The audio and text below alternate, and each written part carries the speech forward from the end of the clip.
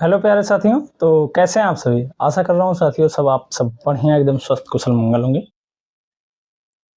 और जो है आप सभी लोगों के लिए जो है ये क्लास बहुत ही महत्वपूर्ण है बीपीएससी वालों के लिए, क्योंकि भाई हमने जो है आप लोगों से कहा है कि पूरे प्रीवियस ईयर जितना भी क्वेश्चन है बीपीएससी में ऑल सब्जेक्ट का हम लोग करवाएंगे। ठीक है, मैम जियोग्राफी की करवा रही हैं और आप लोगों के लिए मैं जो है भाई मॉडर्न हिस्ट्री करवा रहा हूँ। मॉडर्न हिस्ट्री की क्लास शाम को जो है 2 बजे आती है और मैम की क्लास जो है भाई वो सुबह 11 बजे आती है। ठीक है, तो इसमें आप सभी लोग डेली के डेली जो है भाई जुड़ जाया करो और बेहतरीन तरीके से ये क्लासेस चलती हैं डेली की डेली। और पीडीएफ आप सभी लोगों को पता है एक ही झटके में मैं डाल देता हूँ और एक ही झटके में डाल के भी रखी है मैंने पीडीएफ, मतलब पूरी कंप्लीट पीडीएफ ही अपलोड कर दी है। एक बार दोबारा फिर मैं अपलोड कर दूंगा जब तक मतलब कि पूरी क्लासेस चलेंगी तब तक लगभग 4 से 6 बार जो है मैं इस पीडीएफ को अपलोड कर दूंगा, जिससे उसको आप सभी लोग बढ़िया से देख कर और चीज़ों को समझ लेंगे। इससे क्या प्रॉफिट होगा आप लोगों को कि आप लोग जो भी चीज़ें बढ़िया से इसको दोबारा रिवीजन किए रहेंगे और कई बार प्रीवियस ईयर से डायरेक्टली जो है वो क्वेश्चन देखने को हमें मिल जाता है। प्रीवियस ईयर से हमें क्या होता है भाई, डायरेक्ट कई बार देखने को क्वेश्चन मिल जाता है और वो प्रीवियस ईयर क्वेश्चन जानते हो भाई कितना इंपॉर्टेंट होता है अपने आप में। ठीक है, तो प्रीवियस ईयर क्वेश्चन जो है वो डायरेक्ट हमको देखने को मिल जाता है और उसके एक्सप्लेनेशन जो करवाता हूँ उनसे भी क्वेश्चन देखने को मिल जाता है। तो अगर ये क्लास आप लोगों को अच्छी लगी तो भाई चैनल को सब्सक्राइब कर लेना और वीडियो को लाइक जरूर से करना। और हाँ भाई, बीच में क्लास छोड़कर जाना मत, पूरी की पूरी क्लास को देख कर जाना, पूरी की पूरी क्लास को देख कर जाना। इससे प्रॉफिट 110% भाई होना तय है। ठीक है, चलिए हम लोग देखते हैं।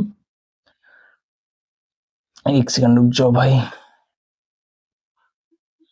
गलती से क्लास की टाइमिंग जो है वो गलत सेट हो गई है भाई। मैम की क्लास, एक सेकंड रुक जाना, मैंने आप लोगों को थोड़ा सा टाइम में गलत चीज बता दी भाई। गलत चीज ये कि मतलब मेरी जो हिस्ट्री की क्लास है एशियन सॉरी मॉडर्न हिस्ट्री वाली क्लास, ठीक है, मॉडर्न हिस्ट्री की क्लास जो है वो 11 बजे आती है और मैम की जो जियोग्राफी की क्लास है, जियोग्राफी की क्लास वो भाई जो है कितने बजे आती है, वो 2 बजे आती है। यही मेरे से मिस्टेक हुई, मैं कह रहा था कि टाइम की कुछ तो मिस्टेक है, सिली मिस्टेक हो रही है, तो ये थी। ठीक है, तो इसको आप सभी लोग ध्यान में रखेंगे। ठीक है, चलिए हम लोग देखते हैं। बम्बई प्रेसिडेंसी प्रेसिडेंसी एसोसिएशन की स्थापना किसने की थी? जो बम्बई प्रेसिडेंसी थी उसकी स्थापना जो है वह किसने की थी भाई? ठीक है, तो उसकी स्थापना जो है उपयुक्त में से कोई नहीं या तो फिर एक से अधिक लोगों ने की थी। ठीक है, चलिए देखते हैं किसने की थी। तो 1885 में बम्बई प्रेसिडेंसी एसोसिएशन की स्थापना फिरोज शाह मेहता, केटी तैलंग और जो है बदरुद्दीन तैयब ने की थी। मतलब 3 लोगों ने मिलकर जो है बंगाल प्रेसिडेंसी एसोसिएशन की स्थापना की थी।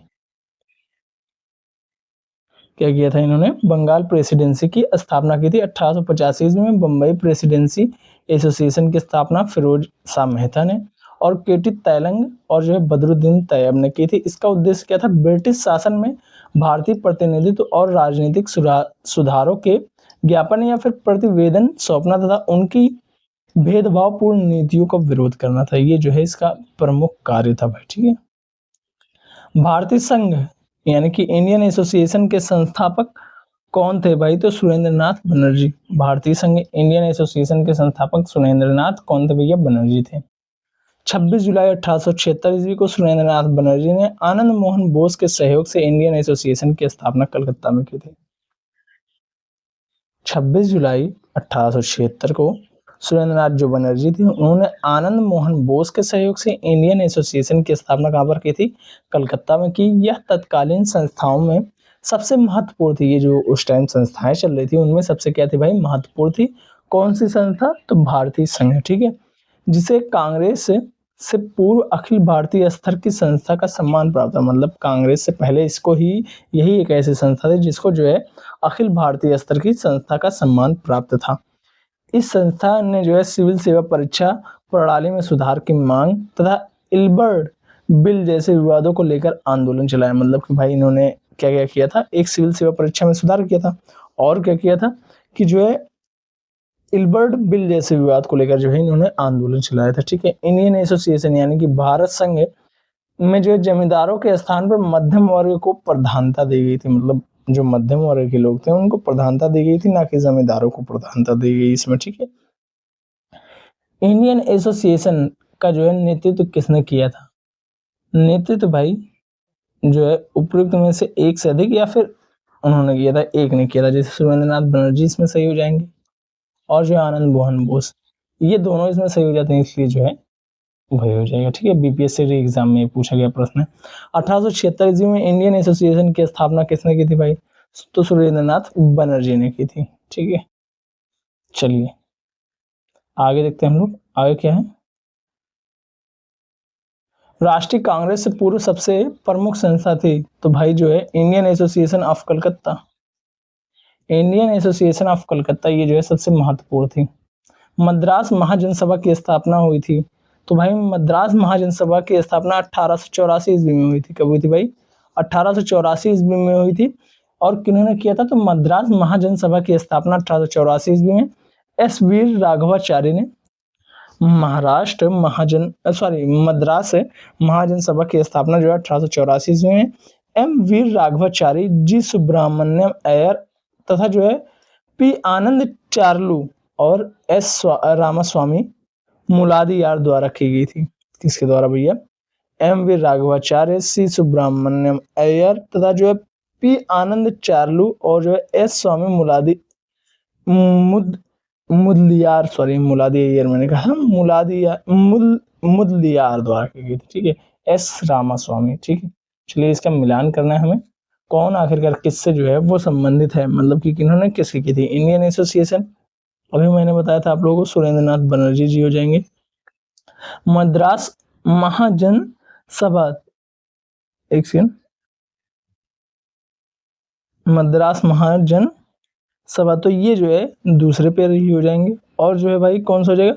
बॉम्बे प्रेसिडेंसी एसोसिएशन, वीर राघवाचारी, ये तो हो जाएंगे। बॉम्बे जो है प्रेसिडेंसी जो है, एक सेकंड भाई,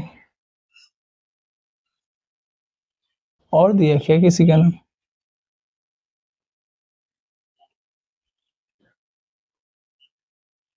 एक सेकंड रुकना भाई। पूना सार्वजनिक सभा, इसकी कौन हो जाएंगे? तो भाई महागोविंद रनाडे हो जाएंगे। भाई इसमें दिया ही नहीं है।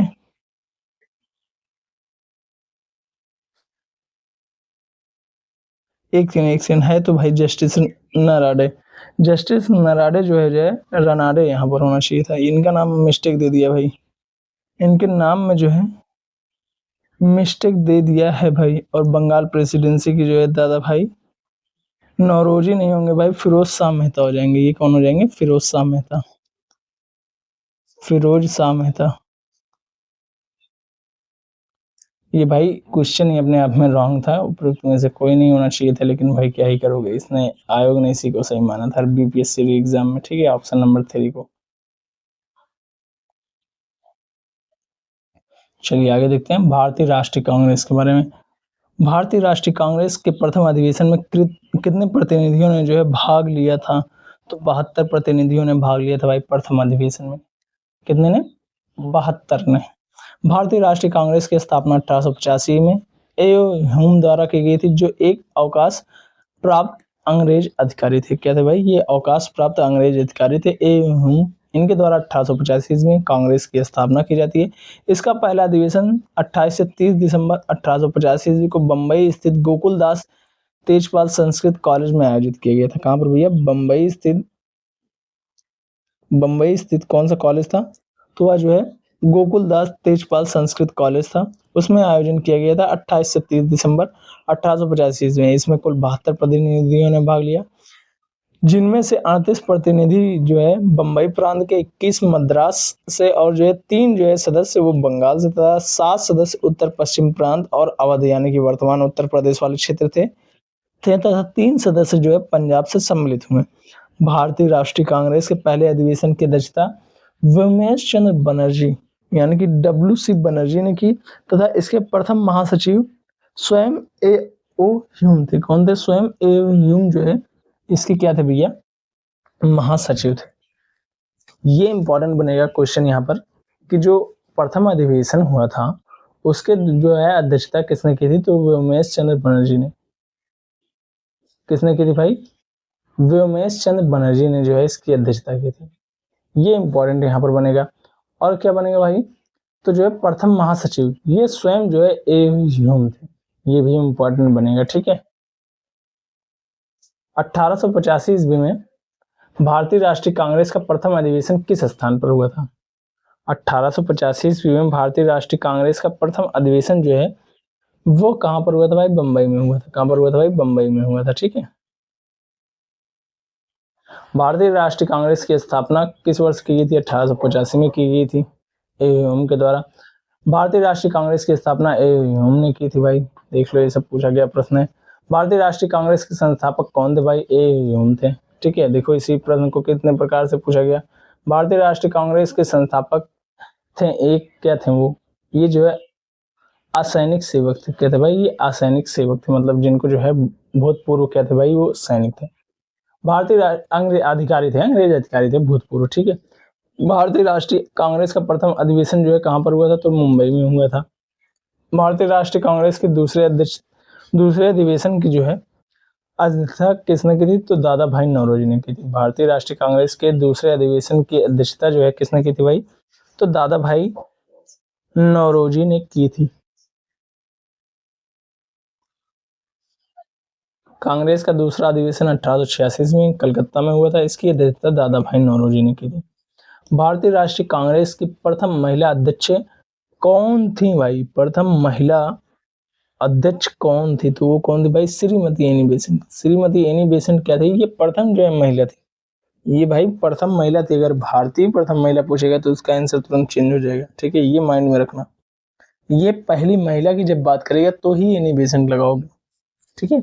और दूसरा अधिवेशन 1886 में कलकत्ता में होता है। इसकी अध्यक्षता दादा भाई नौरोजी ने की थी। ये तो आप लोगों को पता ही है, बताएं। एनी बेसेंट आयरिश मूल की महिला थी। एनी बेसेंट देखिए भाई कहाँ की थी? आयरिश मूल की महिला थी। वे 1907 से 1933 तक थियोसॉफिकल सोसाइटी की प्रधान थी। ये इंपॉर्टेंट है कि इन्होंने ये किस जगह से बिलोंग करती थी। तो ये जो है आयरिश से बिलोंग करती थी और ये 1907 से 1933 तक जो है थियोसॉफिकल जो सोसाइटी थी उसकी प्रधान हुई। वर्ष 1916 में होम रूल का गठन किया था। ये इंपॉर्टेंट है कि जो होम रूल जो है एनी बेसेंट के द्वारा गठित किया गया था वो किस वर्ष गठित किया गया था? तो ये जो है 1916 में गठित किया गया था। कब किया गया था भाई? 1916 में गठित किया गया था। तथा वर्ष 1917 में भारतीय राष्ट्रीय कांग्रेस की पहली महिला अध्यक्ष बनी।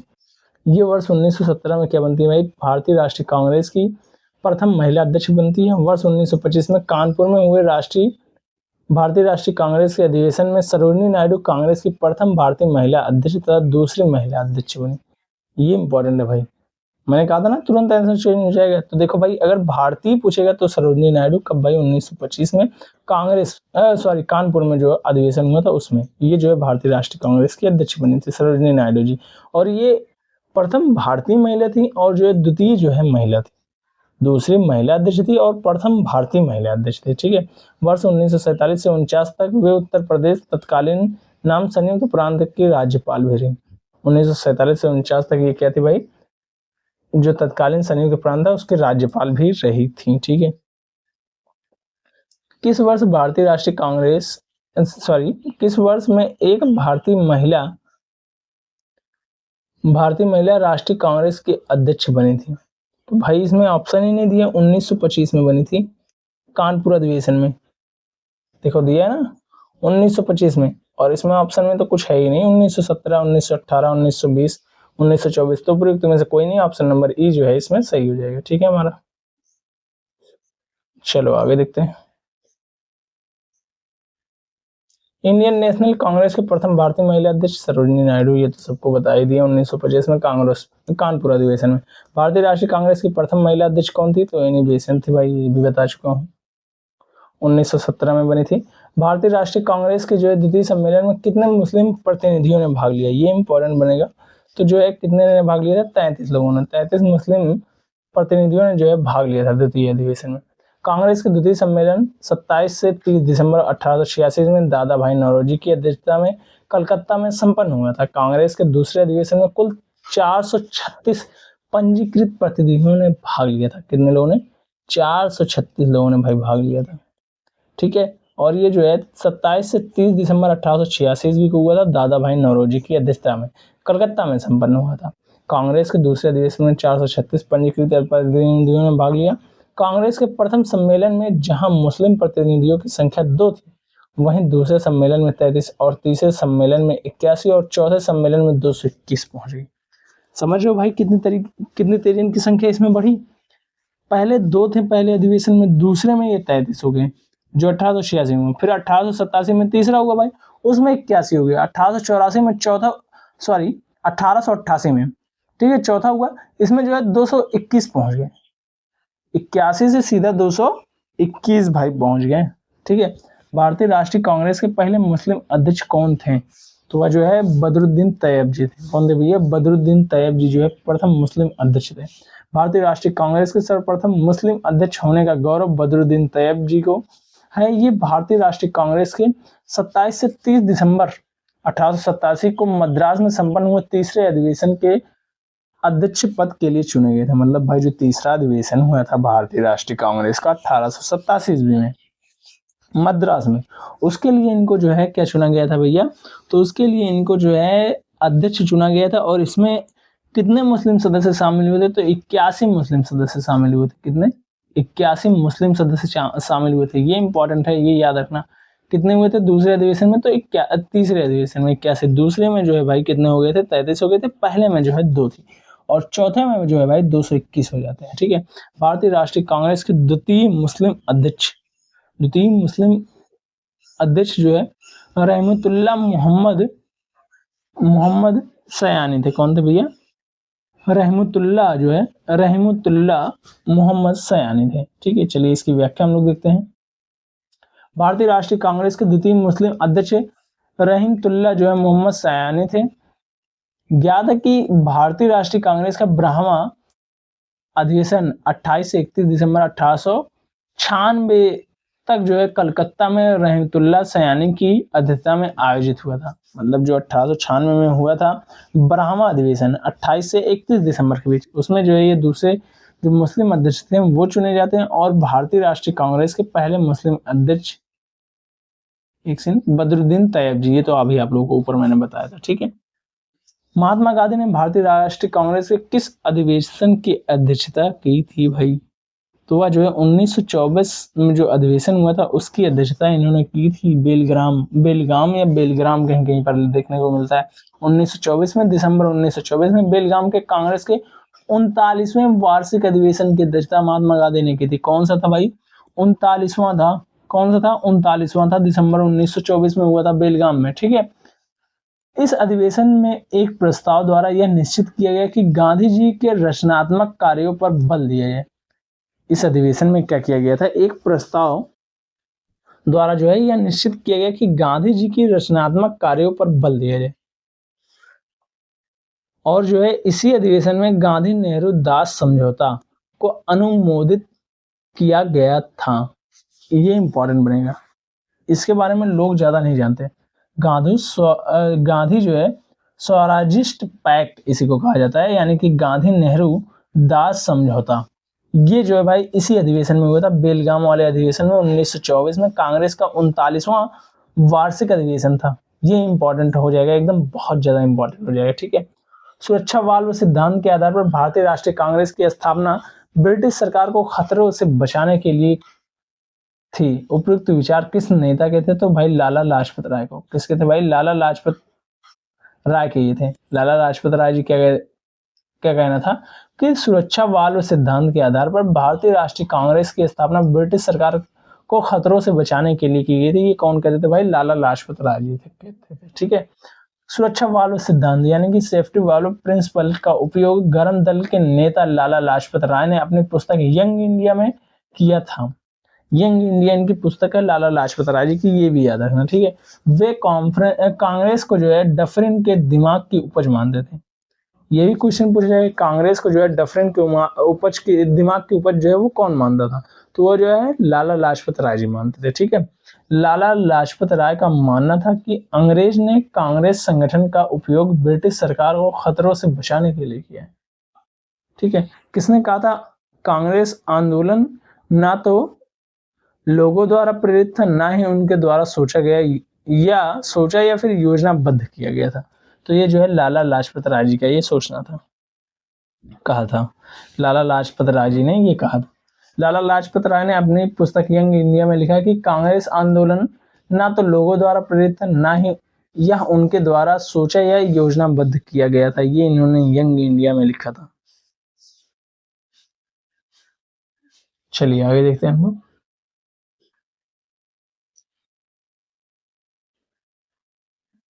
मुझे विश्वास है कि कांग्रेस अपने विनाश की तरफ जा रही है और मेरी यह बड़ी बड़ी इच्छा भारत में रहते होगी कि इसके शांति प्रिय निधन के लिए इसका सहायक बनूं। यह किसने लिखा था भाई? तो लॉर्ड कर्जन ने लिखा था। इसको दुर्जन भी कहा जाता है, कर्जन को, ठीक है।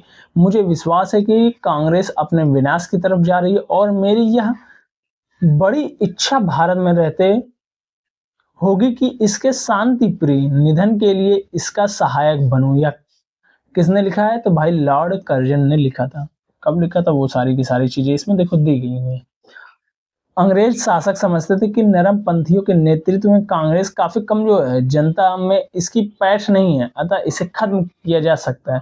इस नीति का सबसे बड़ा प्रवक्ता लॉर्ड कर्जन था। 18 नवंबर 1900 को कर्जन ने भारत के राज्य सचिव को लिखे गए पत्र में कहा था कि मुझे विश्वास है कि कांग्रेस अपने विनाश की तरफ जा रही है और मेरी यह बड़ी इच्छा भारत में रहते होगी कि इसके शांतिप्रिय निधन के लिए इसका सहायक बनूं। वर्ष 1903 में उन्होंने मद्रास के गवर्नर को क्या लिखा था भाई? जब से मैं भारत आया हूं, मेरी नीति यही रही है कि किसी भी तरह कांग्रेस को नपुंसक बना दूं। ये भी पूछा जा सकता है कि आखिरकार ये किसने कहा था? तो भाई ये भी लॉर्ड कर्जन ने कहा था कि जब से मैं भारत आया हूं, मेरी नीति यही रही है कि मैं जो है कांग्रेस को किसी भी तरह नपुंसक बना दूं। ये मद्रास के गवर्नर को इन्होंने लिखा था 1903 में, ठीक है। वर्ष 1904 में कर्जन ने जो है कांग्रेस अध्यक्ष के नेतृत्व में प्रतिनिधिमंडल से मिलने से इनकार कर दिया था। वर्ष 1904 में कर्जन ने जो है कांग्रेस अध्यक्ष के नेतृत्व में प्रतिनिधिमंडल से जो है मिलने से इनकार कर दिया था भाई। इनमें से किसने कहा था? कांग्रेस का महल लड़खड़ा रहा है और भारत में रहते हुए मेरी एक बड़ी महत्वाकांक्षा है कि उसके शांतिप्रिय मरने में सहयोग दूं। भाई तो कर्जन था। कौन था भाई? ये कर्जन था। रजनी पामदत्त ने कहा, रजनी पामदत्त ने कहा कि वे साम्राज्य से लड़ते भी थे और सहयोग भी करते थे। रजनी पामदत्त ने कहा कि वे साम्राज्य से लड़ते भी थे और सहयोग भी करते थे। उन्होंने किस राजनीतिक गठबंधन के बारे में यह कहा? किसके बारे में कहा था? तो भाई भारतीय राष्ट्रीय कांग्रेस के बारे में कहा था। रजनी पामदत्त ने यह कथन भारतीय राष्ट्रीय कांग्रेस के बारे में कहा था। कांग्रेस कई अवसरों पर अंग्रेजी हुकूमतों के साथ सहयोग भी करती है, जैसे प्रथम विश्व युद्ध में भारतीय सहयोग हो या गांधी इरविन वार्ता हो। इसके अतिरिक्त भारतीय राष्ट्रीय कांग्रेस ने साम्राज्यवाद का विरोध करते हुए अंग्रेजों से आजादी की लड़ाई लड़ते हुए देश की स्वतंत्रता भी कराया। ये इनका कहना था रजनी पामदत्त का, ठीक है। 1897 में भारतीय राष्ट्रीय कांग्रेस के जो है अमरावती अधिवेशन में 3 दिवसीय तमाशा कहा था। 3 दिवसीय तमाशा वो किसने कहा था इसको? तो भाई जो है अश्विन कुमार दत्त ने कहा था। 1987 में भारतीय राष्ट्रीय कांग्रेस के अमरावती अधिवेशन को किसने 3 दिवसीय तमाशा कहा था? तो अश्विन कुमार दत्त जी ने जो है ये कहा था 3 दिवसीय तमाशा, जो 1897 में अमरावती में अधिवेशन हुआ था, ठीक है। 20वीं सदी के प्रारंभिक वर्षों में कांग्रेस के विभाजन की प्रक्रिया शुरू हुई। तो जो है कांग्रेस आंदोलनों की रणनीतियों पर, ये भी सही हो जाएगा, कांग्रेस आंदोलन के उद्देश्यों पर, कांग्रेस आंदोलन के लोगों की भागीदारी पर, मतलब उपयुक्त सही इसमें सभी हो जाएगा, ठीक है। चलिए इसकी व्याख्या हम लोग देखते हैं। 20वीं सदी के प्रारंभिक वर्षों में कांग्रेस के विभाजन का एक प्रमुख कारण नरम पंथियों का अपने रणनीतियों, उद्देश्यों और आम जनता को अपने साथ रख पाने में असफल होना था। भाई मतलब कांग्रेस का इसी कारण से विभाजन हुआ था क्योंकि जो है नरम पंथियों की अपनी रणनीतियों, उद्देश्यों एवं आम जनता के साथ रख पाने में, आम जनता को जो है अपने साथ रख पाने में क्या रहा था? ये असफल रहा था। नरमपंथियों ने आम जनता के बीच काम नहीं किया। नरमपंथी राजनीतिक घटनाक्रमों के अनुरूप अपनी रणनीति में फेरबदल नहीं कर पाते थे। वे यह महसूस नहीं कर सके कि उनकी उपलब्धियों ने ही उनकी राजनीति को जो अव्यवहारिक बना दिया। नरमपंथी और गरमपंथी की सोच और अनुमान पारंपरिक मतभेद के दृष्टिकोण और राष्ट्रवादी दृष्टिकोण दोनों से ही गलत थे। नरमपंथी यह नहीं समझ पाए कि वे सरकार गरमपंथियों के भय के कारण ही उनसे बातचीत कर रही है। भाई नरमपंथी ये नहीं समझ पा रहे थे कि जो गरमपंथी थे उन्हीं के भय के कारण जो है सरकार इनसे बात कर रही थी। नरमपंथी तो सोच रहे ये हमसे डर कर बात कर रहे हैं, नहीं भाई, वो उनसे नहीं, गर्मपंथियों से डरकर जो है इनसे बात करते थे। गर्मपंथी यह नहीं समझ पाए कि उनके संघर्ष में नरमपंथी उनके लिए कवच का काम कर सकते हैं, और जो गर्मपंथी नेता थे वो ये नहीं समझ पाए कि नरमपंथी हमारे आगे ढाल के जैसे बन के हैं। तो इसी के कारण से सब कुछ समस्या हुआ था। फलस्वरूप जो है 1907 ईस्वी में सूरत अधिवेशन में कांग्रेस का विभाजन हो जाता है। जो सूरत अधिवेशन होता है 1907 में, उसी के फलस्वरूप क्या होता है भाई, वहीं पर जो है कांग्रेस का विभाजन हो जाता है। कांग्रेस दो गुटों में बढ़ जाता है, नरम दल और गरम दल में। 1916 में जो है भारतीय राष्ट्रीय कांग्रेस का जो लखनऊ सत्र हुआ था, उस दौरान जो है कांग्रेस के अध्यक्ष कौन थे, जहां कांग्रेस और जो गरम दल ने जो है समझौते पर हस्ताक्षर किए थे। तो कौन थे, अंबिका चरण मजूमदार जी थे। जो लखनऊ में हुआ था अधिवेशन 1916 में, उसमें अंबिका चरण मजूमदार जी क्या थे भाई, वो अध्यक्ष थे, जिसमें जो है कांग्रेस और गरम दल के बीच समझौते पर हस्ताक्षर हुआ था। चलिए इसकी व्याख्या हम लोग देखते हैं। वर्ष 1916 में लखनऊ सत्र के दौरान भारतीय राष्ट्रीय कांग्रेस के अध्यक्ष अंबिका चरण मजूमदार थे। इस अधिवेशन में गरम दल का जो है कांग्रेस में पुनः प्रवेश हुआ तथा कांग्रेस मुस्लिम लीग समझौता इसी अधिवेशन में हुआ था। ये भी पूछा जा सकता है कि कांग्रेस मुस्लिम लीग समझौता कब हुआ था, तो ये भी जो है इसी अधिवेशन में हुआ था। ठीक है, चलो आगे देखते हैं। 1916 का जो लखनऊ अधिवेशन हुआ था, उसी में जो है कांग्रेस लीग अधिवेशन हुआ था, कांग्रेस और मुस्लिम लीग का। ठीक है, 1918 में मोंटफोर्ड सुधार पर कांग्रेस ने एक महत्वपूर्ण रूप अपनाया, जिसके कारण पुराने उदारवादी अवशेष टूट गए, जिन्होंने गठन किया, यानी कि सप्रू, जयकर और जो है चिंतामणि। सप्रू टूट गए, जिन्होंने जो है गठन किया। जिन्होंने क्या गठन किया था भाई, इंडियन नेशनल लिबरल फेडरेशन का। जिन्होंने क्या किया था भाई, इंडियन नेशनल लिबरल फेडरेशन का जो है उन्होंने गठन किया था। ठीक है, चलिए आगे देखते हैं हम लोग इसकी व्याख्या। अगस्त 1917 में 1917 में भारत के राज्य सचिव कौन थे, एडविन मॉन्टेग्यू ने ब्रिटिश संसद में एक ऐतिहासिक घोषणा की, जिसे मॉन्टेग्यू घोषणा यानी कि अगस्त घोषणा भी कहा जाता है। 1917 में हुआ था भाई अगस्त में, इसी को अगस्त घोषणा भी कहा जाता है, इसी को जो है मॉन्टेग्यू घोषणा भी कहा जाता है। जो कि क्या था, वो भारत का राज्य सचिव था। एडविन जो है मॉन्टेग्यू ब्रिटिश संसद में घोषणा करता है। इस घोषणा में जो है भारत में प्रशासन और स्वशासी संस्थाओं के विकास में भारतीयों की बढ़ती भागीदारी का प्रस्ताव रखा गया। मॉन्टेग्यू ने इन सुधारों पर कार्य करने के लिए तत्कालीन वायसराय लॉर्ड चेम्सफोर्ड के साथ मिलकर भारत में संवैधानिक सुधार जो है शीर्षक से एक विस्तृत रिपोर्ट निकाली, जिसे मॉन्टेग्यू रिपोर्ट अथवा मॉन्टेग्यू चेम्सफोर्ड रिपोर्ट कहा जाता है। भाई ये इंपॉर्टेंट है। अब देखो भाई, उस टाइम आखिरकार 1917 में जो कौन थे भैया, तो वायसराय लॉर्ड जो है चेम्सफोर्ड थे, और मॉन्टेग्यू तो ये सचिव था, ये राज्य सचिव भारत के। तो इन दोनों ने मिलकर जो है एक विस्तृत रिपोर्ट निकाली, जो कि कब प्रकाशित होती है, तो 1918 में होती है, जिसे जो है मॉन्टेग्यू चेम्सफोर्ड रिपोर्ट कहा जाता है, या फिर मोंटफोर्ड रिपोर्ट भी कहा जाता है। इस रिपोर्ट को लेकर कांग्रेस के अंदर उदारवादी और उग्रवादी गुटों के बीच मतभेद स्पष्ट हो गया। भाई ये रिपोर्ट जो थी, उसके तहत जो है कांग्रेस के अंदर जो उदारवादी और उग्रवादी जो गुट थे, उनमें जो है मतभेद स्पष्ट हो गया।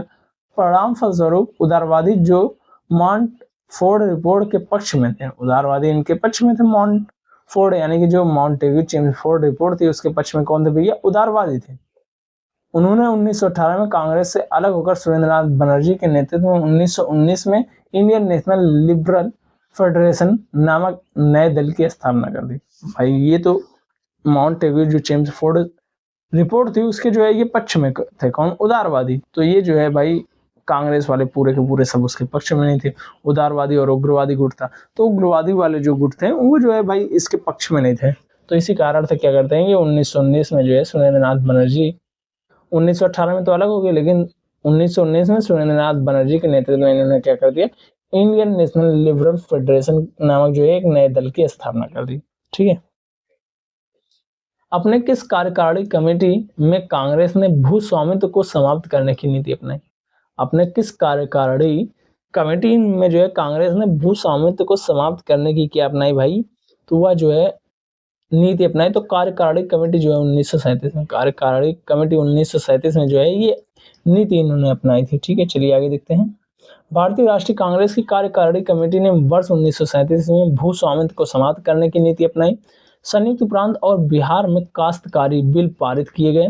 सभी कांग्रेस शासित प्रांतों में कृषकों को साहूकारों के चंगुल से बचाने तथा सिंचाई सुविधा को बेहतर बनाने के प्रयास किए। भाई क्या हुआ, भारतीय राष्ट्रीय कांग्रेस के कार्यकारिणी जो कमेटी थी उसने 1937 में भू स्वामित्व को समाप्त करने की नीति अपनाई।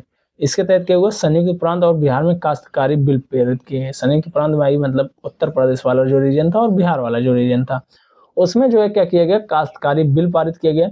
और उसके तहत क्या किया गया, सभी केंद्र शासित प्रदेशों में कृषकों को जो है साहूकारों के चंगुल से बचाने एवं सिंचाई सुविधा को बेहतर बनाने के लिए प्रयास किया गया। मतलब भाई अब जो है वो कोई भी जो है साहूकार जो परेशान नहीं कर सकता था, उनसे जो है बचाने का पूरा प्रयास किया गया। 1938 में भारतीय राष्ट्रीय कांग्रेस के अध्यक्ष कौन निर्वाचित हुए थे भाई, तो सुभाष चंद्र बोस जी। 1938 में कौन हुए थे भाई, सुभाष चंद्र बोस जी हुए थे, ये इंपॉर्टेंट है। कांग्रेस के हरिपुरा यानी कि जो गुजरात में अधिवेशन हुआ था फरवरी 1938 में, सुभाष चंद्र बोस निर्विरोध अध्यक्ष निर्वाचित हुए।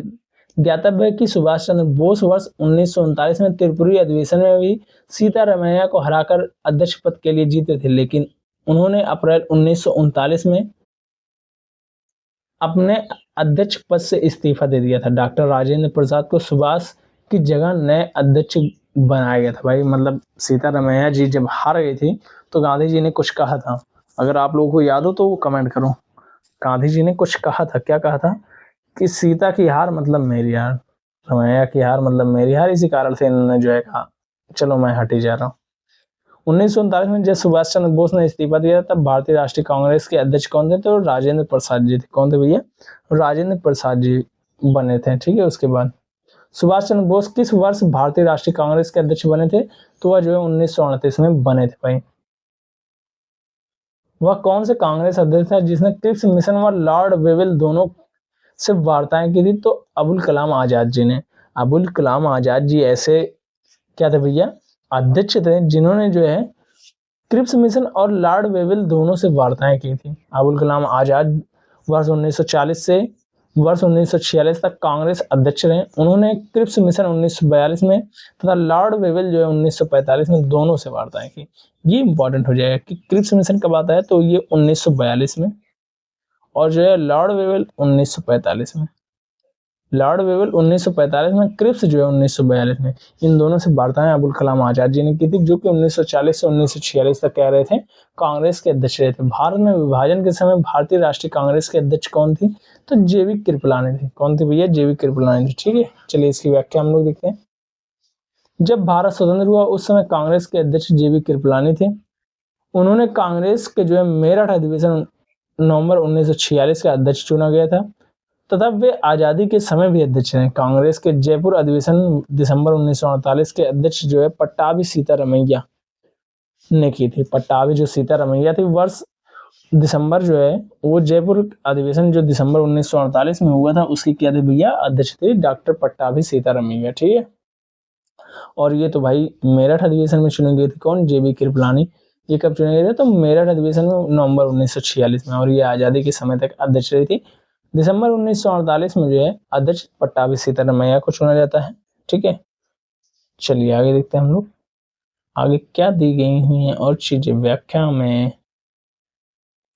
हाँ, महात्मा गांधी ने बेलग्राम 1924, जवाहरलाल नेहरू ने लाहौर, लखनऊ और फैजपुर क्रमशः जो है दिसंबर 1929 में जो है जवाहरलाल नेहरू अध्यक्ष थे लाहौर के, और जो है लखनऊ के जो है अप्रैल 1936 वाले अधिवेशन के, दिसंबर 1936 में फैजपुर अधिवेशन के ही अध्यक्ष थे जवाहरलाल नेहरू जी। तथा सरदार वल्लभ भाई पटेल ने कराची मार्च 1931 के अधिवेशन की अध्यक्षता की। ये इंपॉर्टेंट हो जाएगा, इसको जरूर से नोट डाउन कर लेना कि सरदार वल्लभ भाई पटेल किस अधिवेशन के अध्यक्ष थे, कांग्रेस के जो है कराची अधिवेशन जो हुआ था मार्च 1931 में, उसके अध्यक्ष थे। सन 1947 में भारतीय राष्ट्रीय कांग्रेस के दिल्ली अधिवेशन की अध्यक्षता जो है वो किसने की थी भाई, तो राजेंद्र प्रसाद ने दिल्ली अधिवेशन की अध्यक्षता की थी कांग्रेस के 1947 में। ठीक है, 14 से 15 जून 1947 को भारतीय राष्ट्रीय कांग्रेस का जो है विशेष सत्र दिल्ली में आयोजित हुआ था। यद्यपि उस समय आचार्य जेवी कृपलानी उस समय कांग्रेस के अध्यक्ष थे, तथापि इस ऐतिहासिक बैठक की अध्यक्षता किसने की थी, डॉक्टर राजेंद्र प्रसाद ने की थी। इस बैठक का मुख्य उद्देश्य माउंटबेटन योजना पर विचार विमर्श करना था। समझ लो भाई, उस टाइम तो जेबी कृपलानी जी लेकिन क्या हुआ था भाई कि उसके बावजूद भी एक ऐतिहासिक बैठक मानी जाती है जो 14 से 15 जून को होती है 1947 में। उसके अध्यक्ष जो है विशेष सत्र बुलाया गया था भारतीय राष्ट्रीय कांग्रेस का, और उस सत्र के जो है विशेष अध्यक्ष समझ लो एक प्रकार से कौन बनाए गए, डॉक्टर राजेंद्र प्रसाद जी बनाए गए थे, जिनका उद्देश्य क्या था, इस बैठक का उद्देश्य क्या था, माउंटबेटन योजना जो थी उस पर विचार विमर्श करना था। इलाहाबाद में संपन्न हुए कांग्रेस की कार्यकारिणी समिति बैठक।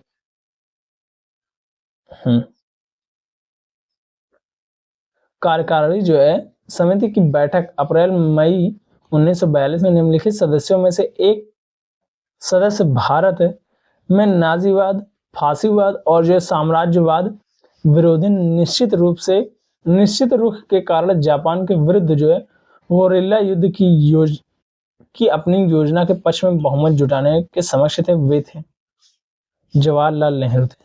भाई इस प्रश्न को फिर से देखो। इलाहाबाद में संपन्न कांग्रेस कार्यकारिणी समिति की बैठक अप्रैल मई 1942 में हुई थी। निम्नलिखित में से एक सदस्य भारत में नाजीवाद, फासीवाद और जो है फासीवाद साम्राज्यवाद विरोधी निश्चित रुख के कारण जापान के विरुद्ध जो है गोरिल्ला युद्ध की अपनी योजना के पक्ष में बहुमत जुटाने में सक्षम हुए। वे कौन थे भाई? तो वे जवाहरलाल नेहरू थे। इसकी व्याख्या देखो। पंडित जवाहरलाल नेहरू ने भारत में नाजीवाद, फासीवाद तथा साम्राज्यवाद विरोधी निश्चित रुख के कारण जापान के विरुद्ध गोरिल्ला युद्ध में अपनी योजना के पक्ष में इलाहाबाद में हुए कांग्रेस कार्यकारिणी समिति की बैठक 13 मई 1942 में बहुमत प्राप्त किया था। ठीक है, चलिए आगे देखते हैं। निम्नलिखित में से भारतीय राष्ट्रीय कांग्रेस के किस अधिवेशन में पहली बार मौलिक अधिकारों के संबंधित जो है प्रस्ताव पारित किए गए थे? तो कराची अधिवेशन 1931 में। कराची अधिवेशन 1931 में जो है पहली बार क्या हुआ था, मौलिक अधिकारों से संबंधित प्रस्ताव पारित किए गए थे। निम्नलिखित में से भारतीय राष्ट्रीय कांग्रेस के किस अधिवेशन में पहली बार जो है मौलिक अधिकारों से संबंधित प्रस्ताव पारित किए थे? तो कराची अधिवेशन 1931 में। ठीक है, इसकी व्याख्या हम लोग देखते हैं। गांधी इरविन समझौता, इसी को दिल्ली समझौते को मंजूरी देने के लिए सरदार वल्लभ भाई पटेल की अध्यक्षता में 29 से 31 मार्च 1931 को जो है कांग्रेस का जो है कराची अधिवेशन हुआ था। जो गांधी इरविन समझौता है उसको मंजूरी देने के लिए सरदार वल्लभ भाई पटेल की अध्यक्षता में क्या होता है भाई, कराची का अधिवेशन होता है। कब होता है? 29 से 31 मार्च होता है 1931 में। ठीक है, इसी अधिवेशन में पहली बार कांग्रेस ने मौलिक अधिकारों, इसी अधिवेशन में जो है पहली बार क्या हुआ था, कांग्रेस ने मौलिक अधिकारों और जो है राष्ट्रीय आर्थिक कार्यक्रमों से संबंध जो है प्रस्ताव पारित किए। इसी अधिवेशन में कुछ लोगों के विरोध के करने के कारण गांधी जी ने कहा था कि गांधी मर सकता है लेकिन गांधीवाद नहीं। इसी अधिवेशन में गांधी इरविन समझौता वाला जो अधिवेशन हुआ था उसकी मंजूरी देने के लिए जो कराची में अधिवेशन हुआ था वर्ष 1931 में, उसी में गांधी जी ने ये कहा था कि जब इस अधिवेशन की कुछ लोगों ने विरोध किया था तो गांधी जी ने क्या कहा था कि गांधी मर सकता है लेकिन गांधीवाद जो है वो नहीं मर सकता है। ठीक है, अब क्या है भाई, कांग्रेस में गरम दल और नरम दल। कांग्रेस में जो है गरम दल और नरम दल। ठीक है, भारत में जो है क्या है भाई, कांग्रेस में गरम दल और नरम दल, ये जो है हम लोग कल वाली क्लास में देखेंगे। ठीक है भाई, और जो है भाई हमारी 1 2 3 4 5 6 लगभग 3-4 क्लासेज और हो जाएंगे भाई। तो इसके बाद क्लासेज आप लोग की जो है ये क्लास जो है क्लास कह रहा हूँ भाई, ये जो है पूरा का पूरा समाप्त हो जाएगा। पूरा का पूरा जो है ये समाप्त हो जाएगा मॉडर्न। ठीक है, और 40-50 मिनट की इसीलिए कर रहा हूँ भाई, अभी नहीं, अभी थोड़ा सा और लंबी क्लासेज आएंगी, लेकिन अभी थोड़ा सा मुझे कहीं पर जाना पड़ रहा है। मतलब जैसे 5-6 दिनों के लिए मैं नहीं रहूँगा, मुंबई मुझे जाना है 6-7 दिनों के लिए। लेकिन भाई फिर भी आप लोगों की क्लासेज देखोगे एकदम पंक्चुअल टाइम पर आएंगी और मैम की भी क्लासेज आएंगी, तो जिस कारण से जो है आप लोग देख पाओगे मेरी क्लास आएंगी। लेकिन अभी 2 क्लासेज नहीं आ रही, कुछ मतलब वहाँ से लौट कर आने के बाद 2-2 3-3 क्लासेज मैं लेकर आऊँगा, 2-3 क्लासेज मैम लेकर आएंगे, मतलब 5-6 क्लासेज दिन भर में डेली के डेली रहेंगी। और ऑल सब्जेक्ट आप लोगों के बहुत तेजी के साथ कंप्लीट करवा दिए जाएंगे पीवाई को। और PYQ ही सीधा एग्जाम में छपते हैं भाई। PYQ करना मोस्ट इंपॉर्टेंट होता है किसी भी एग्जाम के लिए। अगर आप PYQ नहीं करते हैं तो मतलब आपने कुछ नहीं किया, ठीक है। तो आज के लिए बस इतना ही। थैंक यू सो मच, मिलते हैं नेक्स्ट क्लास में, तब तक के लिए bye bye, tata, see you. और क्लास कैसी लगी कमेंट करके जरूर से बताना साथियों।